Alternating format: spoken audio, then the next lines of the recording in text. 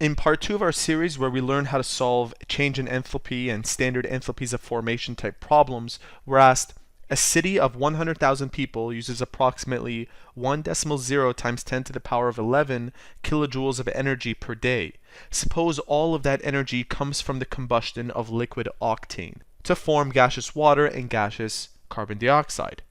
Use standard enthalpies of formation to calculate delta H of the reaction for the combustion of octane, and then determine how many kilograms of octane are needed to provide this amount of energy. The first thing that we should do is write down the combustion formula for C8H18. And with all combustion formulas, we have the fuel reacting with oxygen, and that forms H2O and CO2. And usually the hard part is balancing the chemical formula, so we'll do that together. We have C8H18 plus oxygen, and that forms H2O plus CO2. Next, we have to balance this, and feel free to use coefficients that are in fractions. That will help with the process. We have 8 carbons, 18 hydrogens, and oxygens, 2 of them. On this side, we have 2 hydrogens, 3 oxygens, and 1 carbon. I can start by placing an 8 here. This will give me 8 carbons. And of course, the amount of oxygens will change. We'll go to 17. I can also place a 9 in front of the H. This will give me 18 hydrogens. And the amount of oxygens will also increase. So we have 16 plus 9, that's equal to 25. All I have to do now is put 13 over 2 here, because 13 over 2 is 12.5, and 12.5 times 2 is 25. Now that we have this perfectly balanced, we have to use the formula that we used in part 1. And that formula was, we find the change in enthalpy for the products and subtract it by the change of enthalpy for the reactants. So let's go ahead and do that. We have the change in enthalpy for the reaction is equal to, the products were 9 times water's standard enthalpy, which is negative 241.8, plus 8 carbon dioxide, negative 393.5, minus, now we look at the reactants. We only had 1 molecule of this fuel. So we'll say 1 times negative 250.1 plus 13 over 2 times whatever oxygen is, and that's 0. That makes things easier. Let's use our calculator now. We have 9 bracket negative 241.8 plus 8 bracket negative 393.5.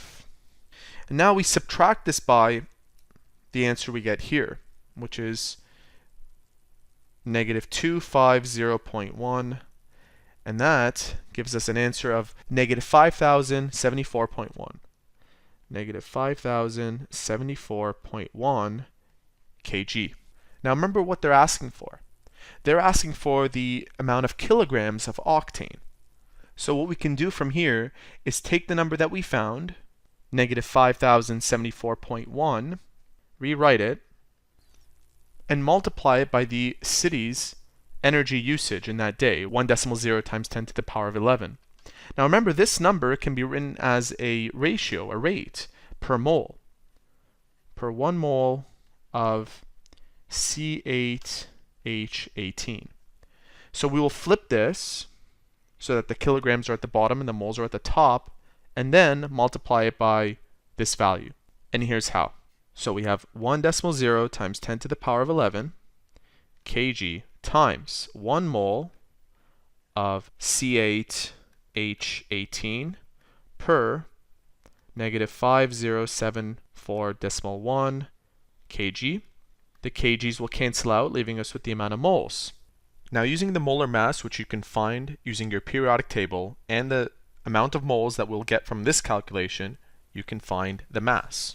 Here's what you should end up with. 114.22 grams per mole. The mole unit will cancel out. This gives us grams. And to go from grams to kilograms, You multiply by 1,000 grams at the bottom and 1 kg at the top. That cancels out with that. So now we'll use our calculator. We'll start with 1.0 times 10 to the power of 11 multiplied by 114.22. That takes care of all the numerators. And then we divide by negative 5074.1 times 1,000. That gives us a final answer of negative 2251039 kilograms. But don't forget that this number is negative. I didn't write it down by accident. So this number should be positive. Now, our final answer should also have two significant figures because this has two significant figures and everything else is larger. So it should be positive 2.3. This 2 becomes a 3 times 10 to the power of 6. 2.3 times 10 to the power of 6 kg. And if you're confused about this exponent of 6, we have 1, 2, 3, 4, 5, 6 numbers after the decimal place. That's the answer to question number 1. If you would like to see the answer to question number 2, feel free to watch the next part of this series. We'll see you soon.